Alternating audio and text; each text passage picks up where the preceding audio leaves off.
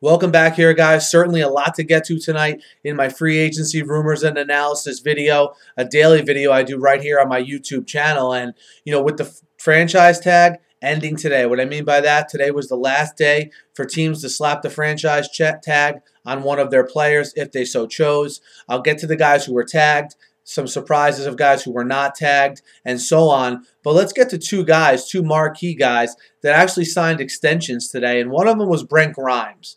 Brent Grimes is a guy who was thought to be a very big candidate for that franchise tag, but this morning, him and the Dolphins get a deal done, 4 years, $32 million, with $16 million guaranteed, going to the cornerback that's on the other side of 30 years old. And I think for Grimes, a sensational deal. I mean, to be a corner over 30 and get $16 million guaranteed on a 4-year, $32 million deal, I don't think he could ask for any better of a contract.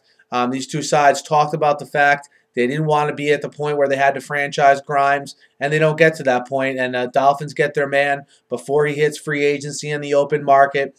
I won't say the Dolphins overpaid for Grimes, but I just point out that when Antonio Cromartie was 27, he signed a 4-year, $32 million deal with the Jets with only $12 million of it guaranteed. So certainly a generous contract by the Dolphins. And you wonder, there's certain teams, because of the dysfunction of their organizations, may have to give players a little bit more to either stay there, okay, or in turn sign there as a unrestricted free agent. Maybe the Dolphins are in that scenario with some of the things that have gone on here with that organization. That'll be something interesting to sort of keep track of during free agency, because they still have a decent amount of money to spend, even with the signing of Grimes.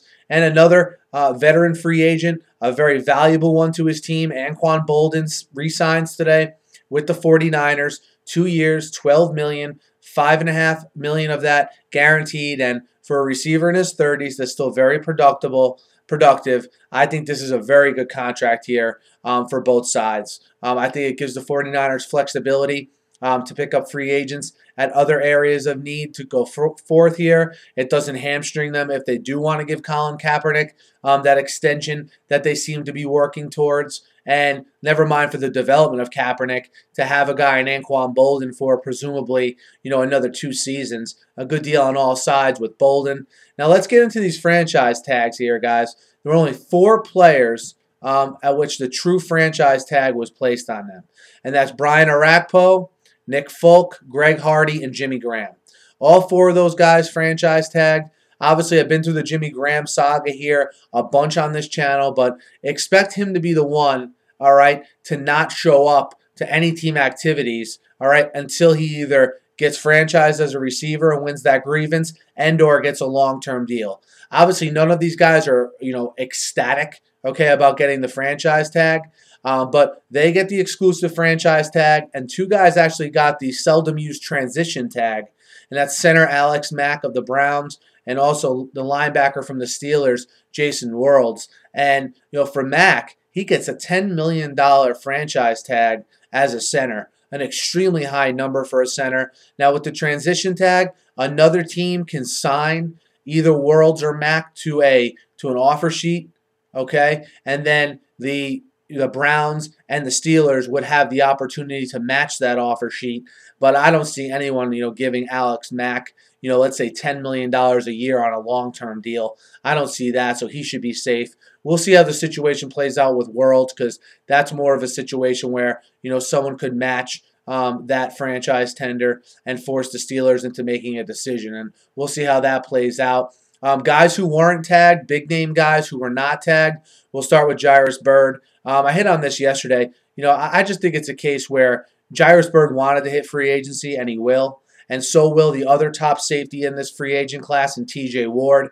Obviously, with the Browns deciding to franchise Alex Mack, and with the Browns, subsequently being the team you're hearing the most rumors about being interested in Jairus Byrd, I guess it's not a surprise that they will let TJ Ward hit free agency. Also, Michael Bennett not getting the franchise tag on him either. And the Raiders, look, with 2 possible franchise tag candidates, not using any of them. And I'm really surprised they didn't use the franchise tag on either Jared Veldheer or Lamar Houston, a team with over $60 million in cap space, letting their 2 prize free agents hit the open market. And when you team the fact that Veldheer hit free agency, and so did Eugene Monroe, two guys I didn't think would get there, especially Monroe. I mean, you got a situation now where the Ravens gave up 2 picks to acquire Monroe. Their other tackle, Michael Orr, is also a free agent.